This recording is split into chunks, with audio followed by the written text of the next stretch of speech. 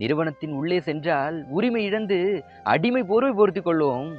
ஆனால் வெளியில் வந்தால் மட்டும் போர்வை களைந்து ஆண்ட பரம்பரை என்று பீத்திக் கொள்வோம். வருடத்திற்கு போனஸ் என்ற பெயரில் நிரந்தரத்திற்கு ஒரு பங்கு கிடைக்கும்.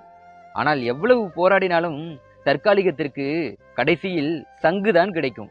இந்த சம்பளத்தை வைத்துக்கொண்டு திருமணம் வேண்டுமா வேண்டாமா என்று தற்காலிகம் உள்ளுக்குள்ளே புழுங்குவான்.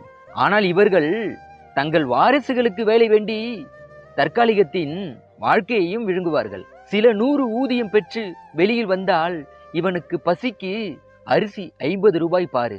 ஊதியம் பல 1000 பெற்று வெளியில் வந்தால் இவருக்கும் ருசிக்கு அரிசி 50 ரூபாய் பாரு. இந்த சமத்துவத்தை போய் காரல் மார்க்சின் கல்லறையில் சத்தமாய் கூறு. மார்க்ஸ் மறுபடியும் எழுந்து வருவான். இவர்களால் பயன்படுத்தப்பட்டு தூக்கி வீசப்பட்ட தற்காலிக ஏமாளிகளுக்காக.